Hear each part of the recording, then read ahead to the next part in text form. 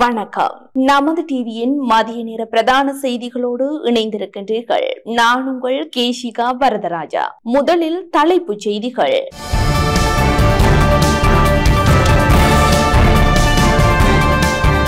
காணி சுவீகரிப்பு வர்த்தமானியை மீளப்பெறும் அறிவிப்பை உடனடியாக வெளியிடாவிட்டால் சட்ட மறுப்பு போராட்டம், அரசாங்கத்தை எச்சரித்த சுமந்திரன்.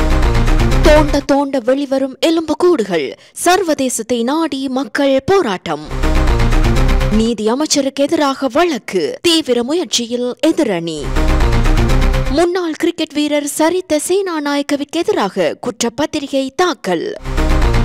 கொழும்பில் கோர சம்பவம், ரயிலில் மோதி தம்பதி பலி. அமெரிக்காவிற்குள் நுழைய 12 நாட்டவர்களுக்கு தடை. தொடர்பான உள்நாட்டு செய்திகள்.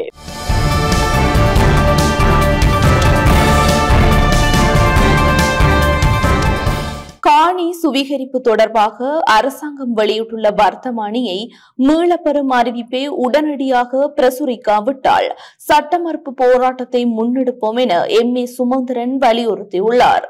காணி நிர்ணய கட்டளை சட்டத்தின் கீழ் வெளியான வர்த்தமானியை மீளப்பெறுவதாக அரசாங்கம் அறிவித்த நிலையில் இன்று வரை அது வர்த்தமானியில் பிரசுரிக்கப்படவில்லை என இலங்கை தமிழரசு கட்சியின் பதில் பொதுச் செயலாளர் ஜனாதிபதி சட்டத்தரணி எம்.ஏ. சுமந்திரன் தெரிவித்துள்ளார். உடனடியாக வர்த்தமானியை மீள கை வாங்காவிட்டால் சட்ட மறுப்பு போராட்டத்தை ஆரம்பிப்பதை தவிர வேறு தெரிவு எமக்கு இருக்க மாட்டாதெனவும் அவர் குறிப்பிட்டுள்ளார். நமது எக்ஸ் பக்கத்தில் அவர் இதனை குறிப்பிட்டுள்ளார்.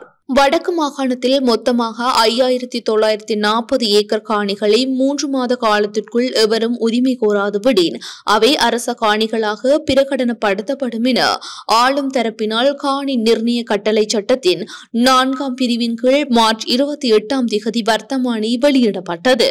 அந்த அறிவித்தலை ஆளும் தரப்பும் முழுமையாக திரும்ப பெற வேண்டும் என வலியுறுத்தி தமிழ் அரசியல் தரப்பிலிருந்து கடும் எதிர்ப்பு உருவானது.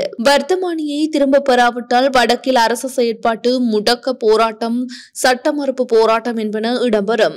ஜனாதிபதி அனுரகுமார திசாநாயக்க வடக்குக்கு வர முடியாத வகையில் போராட்டத்தில் ஈடுபடுவோம் என்று தமிழரசு கட்சி அறிவித்திருந்தது.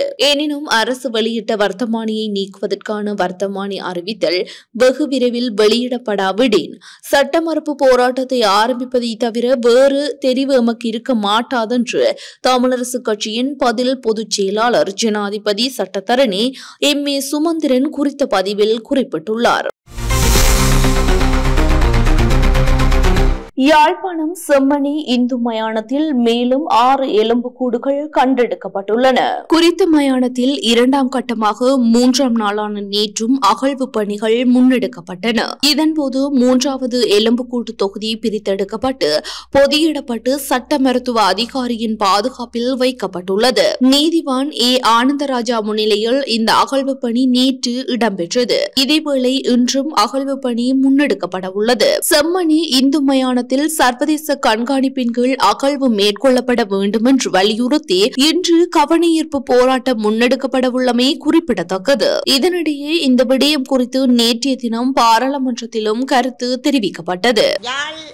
செம்மணி மனித புதகுழியும் ஏற்கனவே நாங்கள் ஆய்வு செய்ய இவர்கள் முற்பட முதல் ராணுவம் பெரிய தளம் அமைந்திருந்தது நாங்கள் அறிகிறோம். பல ஆணக்குழுக்களை வந்து இந்த பாதிக்கப்பட்ட அம்மாக்களை இந்த உறவுகளை சந்திக்கின்ற போது அவர்கள் கூறியிருக்கின்றார்கள், செம்மணி மனித புதகுழி ஒரு பெரிய ஒரு மனித புதைகுழியம் இருந்தும் இதை ஒரு சர்வதேசத்தின் ஒரு கண்காணிப்பு இல்லாமல், சர்வதேசத்தினுடைய ஒரு அனுசரணை இல்லாமல், உண்மையாகவே மனித நேயங்களை நேசிக்கின்ற மனித செயற்பாட்டாளர்களை கூட அங்கே நிறுத்தாமல் அதை வெளிக்கொண்டு வர முடியாத ஒரு நிகழ்வாக இந்த மனித புதைகுழி செயல்பட்டு கொண்டிருக்கிறது. உண்மையாகவே இந்த மனித புதைகுழி அகழ்வுக்கு சர்வதேசம் முன்வர வேண்டும், சர்வதேசத்தின் ஊடான நீதி கிடைக்க வேண்டும்.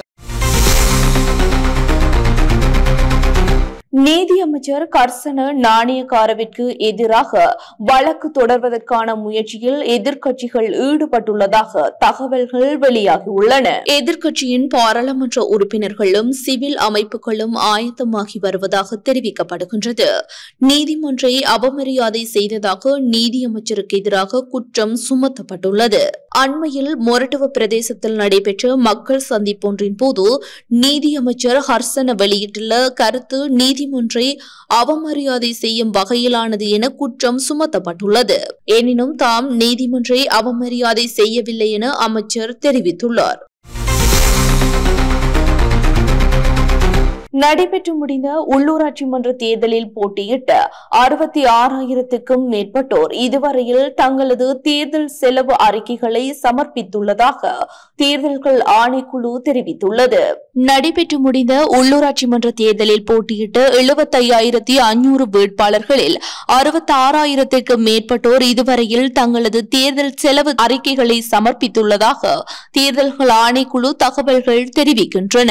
2023 ஆண்டின் 3ஆம் இலக்க தேர்தல் செலவு சட்டத்தின் பிரிவு 7 படி குறித்த தேர்தல் செலவு அறிக்கைகளை பொதுமக்களுக்காக காட்சிப்படுத்த நடவடிக்கை எடுக்கப்பட்டுள்ளது. தேர்தல் தெரிவத்தாட்சி அதிகாரிகளிடம் ஒப்படைக்கப்பட்ட தேர்தல் செலவு அறிக்கைகளின் சான்றளிக்கப்பட்ட பிரதிகள் எதிர்வரும் 7ஆம் திகதி முதல் ஒவ்வொரு மாவட்ட தேர்தல் அலுவலகத்திலும் பொதுமக்களுக்காக காட்சிப்படுத்தப்படும் என தேர்தல்கள் ஆணைக்குழு தெரிவித்துள்ளது. இந்த அறிக்கைகளை குறித்த தினத்திலிருந்து ஒவ்வொரு வார நாட்களிலும் காலை 9 மணி முதல் மாலை 4 மணி வரை பார்வையிட முடியும் என அறிவிக்கப்பட்டுள்ளது. சமுர்த்தி சட்டத்தை திருத்துவதற்கான சட்டமூலம் ஒன்றை சமர்ப்பிக்க அரசாங்கம் நடவடிக்கை எடுத்துள்ளது. சமுர்த்தி சட்டத்தை திருத்துவதற்கான சட்டமூலம் ஒன்றை சமர்ப்பிக்க அரசாங்கம் நடவடிக்கை எடுத்துள்ளது. கிராமிய அபிவிருத்தி, சமூக பாதுகாப்பு மற்றும் சமூக வலுவூட்டல் அமைச்சினால் குறித்த சட்டமூலம் சமர்ப்பிக்கப்பட்டுள்ளதாக தெரிவிக்கப்படுகிறது. மேற்படி சட்டமூலத்திற்கு அமைவாக தேசிய தணிக்கை சட்டத்தின் விதிகளின் கீழ் சமுர்த்தி சமூக வங்கிகளின் கணக்குகளை தணிக்கை செய்ய முன்மொழியப்பட்டுள்ளது. மேலும் சமுர்த்தி சமூக வங்கி சங்கங்களின் கணக்குகளை தணிக்கை செய்வதற்கும் தொடர்புடைய சட்டமூலத்தின் ஊடாக முன்மொழியப்படுவதாகவும் தெரிவிக்கப்படுகிறது. இந்த சட்டமூலம் பாராளுமன்றத்தில் சமர்ப்பிக்கப்பட்டு நிறைவேற்றப்பட்ட பிறகு சமுர்த்தி திருத்தச் சட்டம் என்று பெயரிடப்பட உள்ளது. இலங்கை தேசிய அணியின் முன்னாள் கிரிக்கெட் வீரர் சசித்ர சேனநாயக்கவிற்கு எதிராக குற்றப்பத்திரிகை தாக்கல் செய்யப்பட்டுள்ளது. ஆட்ட நிர்ணய சதியில் ஈடுபட்டதாக சசித்ர சேனநாயக்கவின் மீது குற்றம் சுமத்தப்பட்டுள்ளது. ஹம்பாந்தோட்டை மேல் நீதிமன்றத்தில் இந்த குற்றப்பத்திரிகை தாக்கல் செய்யப்பட்டுள்ளது. 2020ஆம் ஆண்டு லங்கா பிரீமியர் லீக் போட்டித் தொடரின் போது சசித்ர ஆட்ட நிர்ணய சதியில் ஈடுபட்டதாக குற்றம் சுமத்தப்பட்டிருந்தது. இந்த குற்றச்சாட்டின் அடிப்படையில் தொடரப்பட்ட வழக்கின் பிரகாரம் குற்றப்பத்திரிகை தாக்கல் செய்யப்பட்டுள்ளது. கட்டுநாயக்க விமான நிலையத்திற்கு பிரவேசிக்கும் பயணிகளுக்காக பிரத்யேக பயணிகள் பஸ் சேவை ஆரம்பிக்கப்பட்டுள்ளது. கட்டுநாயக்க விமான நிலையத்திற்கு பிரவேசிக்கும் மக்களுக்காக பொது போக்குவரத்து சேவையொன்றின் அத்தியாவசிய தேவையை பூர்த்தி செய்வதன் ஆரம்ப நடவடிக்கையாக நேற்று முதல் விமான நிலையத்திலிருந்து கொழும்பு வரை தனியார் பஸ் சேவையொன்று ஆரம்பிக்கப்பட்டுள்ளது. இதற்கு முன்னர் அவரிவத்தை பஸ் தரிப்பு நிலையத்திலிருந்து பயணத்தை ஆரம்பிக்கும் இந்த பஸ் நேற்று முதல் விமான நிலையத்திலிருந்து ஆரம்பிக்கின்றது. இந்த பஸ் சேவையை 24/7 மணி நேர சேவையாக நடைமுறைப்படுத்துவதற்கு தீர்மானிக்கப்பட்டுள்ளது. தற்போது தனியார் துறையின் பேருந்தொன்றை சேவையில் ஈடுபடுத்துவதற்கு தீர்மானிக்கப்பட்டுள்ளதுடன் எதிர்காலத்தில் பயண பொதிகளை கொண்டுவரும் வசதிகளுடன் பஸ் சேவை ஒன்றை இந்த சேவைக்கு ஈடுபடுத்துவதற்கு எதிர்பார்ப்பதாகவும் பிரதி அமைச்சர் ஜனித்த ருவன்கொடித்துவக்கு தெரிவித்தார். இந்த சேவையை வழங்கும் பேருந்து வண்டிகளில் பணியாற்றும் பணியாளர்களுக்கு மக்கள் அபிமான சேவையை வழங்குவதற்காக முறையான பயிற்சி வழங்கப்பட்ட பின்னர் இச்சேவையில் அவர்கள் ஈடுபடுத்தப்பட்டுள்ளார்கள். 290 ரூபாய் கட்டணத்திற்கு கட்டுநாயக்கவிலிருந்து கொழும்பு நோக்கி அதிசொகுசு வசதிகளுடன் செல்வதற்கான வாய்ப்பு நேற்று முதல் பயணிகளுக்கு கிடைத்துள்ளது. விமான நிலைய அதிகார சபை, வீதி பயணிகள் போக்குவரத்து அதிகார சபை மற்றும் அரசாங்கத்தின் வழிகாட்டலின் கீழ் இத்திட்டத்தை வெற்றிகரமாக ஆரம்பிப்பதற்கு முடிந்துள்ளதாக போக்குவரத்து, நெடுஞ்சாலைகள், துறைமுகங்கள் மற்றும் சிவில் விமான சேவைகள் அமைச்சு தெரிவித்துள்ளது. கொழும்பின் புறநகர் பகுதியான தெஹிவளையில் ரயிலில் மோதி தம்பதியினர் உயிரிழந்துள்ளனர். கொழும்பு கோட்டையிலிருந்து அழுத்கம நோக்கி பயணித்த ரயிலில் இந்த தம்பதி மோதுண்டுள்ளதாக போலீசார் தெரிவித்துள்ளனர். உயிரிழந்தவர்கள் பதுளப்பிட்டியைச் சேர்ந்த 58 மற்றும் 59 வயதுடைய தம்பதியினர் என தெரிய வந்துள்ளது. சடலங்கள் களுபோவில மருத்துவமனையில் பிரேத அறையில் வைக்கப்பட்டுள்ளன. இது தற்செயலான விபத்தாக அல்லது உயிரை மாய்க்கும் செயற்பாடா என்பது குறித்து தெஹிவளை போலீசார் விசாரணைகளை மேற்கொண்டு வருகின்றனர். வேலைவாய்ப்புகளுக்காக 148 இலங்கையர்கள் இஸ்ரேலை நோக்கி பயணமாகியுள்ளனர். இஸ்ரேலின் நிர்மாணத்துறையின் கீழ் செயல்படும் வேலைவாய்ப்புகளுக்காக 148 இளைஞர்கள் நேற்று நாட்டை விட்டு புறப்பட்டு சென்றுள்ளதாக வெளிநாட்டு வேலைவாய்ப்பு பணியகம் தெரிவித்துள்ளது. அதன்படி இஸ்ரேலின் நிர்மாணத்துறையின் கீழ் உள்ள பிரிவுகளுக்கு இதுவரை 413 இளைஞர்கள் இஸ்ரேலுக்கு சென்றுள்ளனர். பராமரிப்பு சேவைகள், கட்டட நிர்மாண வேலைகள், உணவகங்கள் மற்றும் விடுதிகள் உள்ளிட்ட துறைகளில் வேலைவாய்ப்புகளுக்கு செல்வதற்கு தற்போது இளைஞர்களுக்கு சந்தர்ப்பம் காணப்படுவதாக அந்த பணியகம் மேலும் தெரிவித்துள்ளது. நாட்டில் மீன்களின் விலையில் திடீர் அதிகரிப்பு ஏற்பட்டுள்ளதால் நுகர்வோர் சிரமங்களுக்கு ஆளாகியுள்ளனர். இம்மாதம் முதல் மீன்களின் விலைகள் அதிகரித்துள்ளதாகவும் இதனால் மீன்களை கொள்வனவு செய்வோரின் எண்ணிக்கையும் குறைந்துள்ளதாக மீன் வர்த்தகர்கள் தெரிவித்துள்ளனர். இதேவேளை மீன்களின் விலைகள் அதிகரிக்கப்பட்டுள்ளதால் தாங்கள் பெரும் சிரமங்களுக்கு முகம் கொடுத்துள்ளதாக நுகர்வோர் தெரிவித்துள்ளனர். தற்போதைய சீரற்ற வானிலை மற்றும் பருவமழை காரணமாக கடல் கொந்தளிப்பாக இருப்பதால் அதிகமான கடற்தொழிலாளர்கள் கடலுக்கு செல்வதில்லை. இதன் விளைவாக தேவையை பூர்த்தி செய்யும் அளவுக்கு மீன்கள் இல்லாத நிலை ஏற்பட்டுள்ளதாகவும் வியாபாரிகள் தெரிவிக்கின்றனர். இதன்படி ஹெட்டனில் தலபத், ஹொப்பரா ஆகிய மீன்களின் 1 கிலோகிராமுக்கான சில்லறை விலை 3200 ரூபாய் வரை விற்பனை செய்யப்படுகின்றது. மேலும் மீன் விலை உயர்வு இன்னும் பல நாட்களுக்கு தொடரும் என்றும் இதற்கு இணையாக குளத்து மீன்களின் விலையும் அதிகரித்துள்ளதாகவும் வியாபாரிகள் தெரிவித்துள்ளனர். நாட்டில் முகக்கவசங்களுக்கு பற்றாக்குறை ஏற்பட்டுள்ளது. நாட்டில் முகக்கவசங்களுக்கு பற்றாக்குறை ஏற்பட்டுள்ளதாக சுகாதார நிபுணர்கள் தெரிவித்துள்ளனர். வைரஸின் புதிய உலகளாவிய மாறுபாடு குறித்த அச்சம் அதிகரித்து வருகிறது. இந்நிலையில் முன்னெச்சரிக்கை நடவடிக்கையாக கோவிட் ஆன்டிஜென் சோதனை கருவிகளை இறக்குமதி செய்ய நடவடிக்கை மேற்கொள்ளப்பட்டுள்ளன. தற்காலிக அடிப்படையில் பயன்படுத்த போதுமான ஆன்டிஜென் கருவிகள் தற்போது கையிருப்பில் உள்ளன. எனினும் அவசர கால திட்டமாக அமைச்சகம் அதிகமான ஆன்டிஜென்களை இறக்குமதி செய்யவுள்ளது. புதிய மாறுபாட்டின் தீவிரம் குறைவாக இருந்தாலும் தயார் நிலைக்கு முக்கியம் என்பதால் இந்த நடவடிக்கை எடுக்கப்பட்டுள்ளது.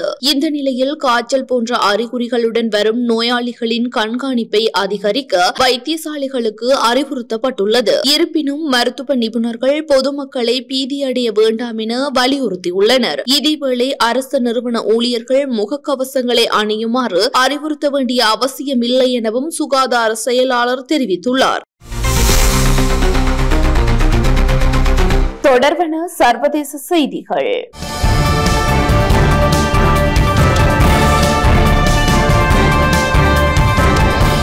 அமெரிக்காவிற்குள் நுழைவதற்கு 12 நாட்டவர்களுக்கு தடை விதிக்கப்பட்டுள்ளது. பாதுகாப்பு அபாயங்களை காரணம் காட்டி 12 நாடுகளின் குடிமக்கள் அமெரிக்காவிற்குள் வருவதை தடை செய்யும் பிரகடனத்தில் ஜனாதிபதி டொனால்டு டிரம்ப் கையெழுத்திட்டிருப்பதாக வெள்ளை மாளிகை அறிவித்துள்ளது. அந்த பட்டியலில் ஆப்கானிஸ்தான், மியான்மர், சாட், கொங்கோ குடியரசு, Guinea, Eritrea, Haiti, Iran, Libya, Somalia, Sudan மற்றும் ஏமன் ஆகிய நாடுகள் இடம்பெற்றுள்ளன. டிரம்பின் இந்த பிரகடனம் ஜூன் 9 முதல் அமலுக்கு வருகிறது.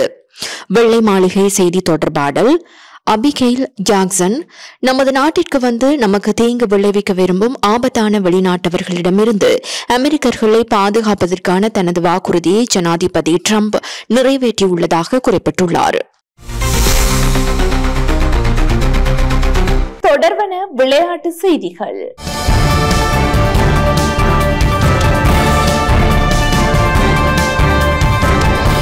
ஐபிஎல் தொடரில் ராயல் சேலஞ்சர்ஸ் பெங்களூரு அணி வெற்றி பெற்றதை கொண்டாடுவதற்காக நேற்று ஏற்பாடு செய்யப்பட்டிருந்த விழாவின் போது கூட்ட நெரிசலில் சிக்கி 11 பேர் உயிரிழந்துள்ளனர்.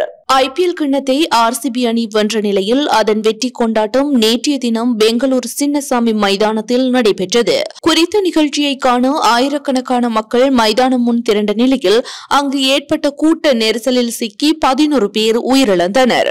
மேலும் 50க்கும் மேற்பட்டோர் படுகாயமடைந்த நிலையில் வைத்தியசாலைகளில் அனுமதிக்கப்பட்டுள்ளனர். இதேவேளை வெளியே உயிரிழப்புகள் ஏற்பட்ட போதும் உள்ளே வெற்றி கொண்டாட்டங்களை நடத்தியதாக ஆர்சிபி அணி மீது விமர்சனங்கள் எழுந்துள்ளன. இந்நிலையில் ஆர்சிபி அணி கூட்ட நெரிசலுக்கு ஆழ்ந்த இரங்கல் தெரிவித்து அதிகாரப்பூர்வ அறிக்கையை வெளியிட்டது. குறித்த அறிக்கையில் அணியின் வருகையை எதிர்பார்த்து பெங்களூரில் கூடிய கூட்டத்தில் துரதிருஷ்டவசமான சம்பவங்கள் நடந்ததாக ஊடக அறிக்கைகள் மூலம் வெளிச்சத்திற்கு வந்த செய்தி அறிந்து மிகுந்த வேதனை அறிந்துள்ளோம். அனைவரின் பாதுகாப்பும் நல்வாழ்வும் எங்களுக்கு மிகவும் முக்கியமானது. துயரமான உயிரிழப்புக்கு ஆர்சிபி இரங்கல் தெரிவித்துக் கொள்கிறது. பாதிக்கப்பட்ட குடும்பங்களுக்கு மனமார்ந்த இரங்கலை தெரிவித்துக் கொள்கிறது. நிலைமை குறித்து உடனடியாக தெரிய வந்தவுடன் நாங்கள் உடனடியாக எங்கள் திட்டத்தை மாற்றியமைத்து உள்ளூர் நிர்வாகத்தின் வழிகாட்டுதல் மற்றும் ஆலோசனையை பின்பற்றினோம். எங்கள் ரசிகர்கள் அனைவரையும் பாதுகாப்பாக இருக்குமாறு கேட்டுக்கொள்கிறோம் என குறிப்பிடப்பட்டுள்ளது. இத்துடன் நமது டிவியின் மதிய நேர பிரதான செய்திகள் நிறைவடைகின்றன. மேலதிக செய்திகளை பார்வையிடுவதற்கு நமது LK.com என்ற இணையதளத்திற்குள் பிரவேசியுங்கள். அத்துடன் நமது டிவி என்ற யூடியூப் தளத்தினை சப்ஸ்கிரைப் செய்யுங்கள். வணக்கம்.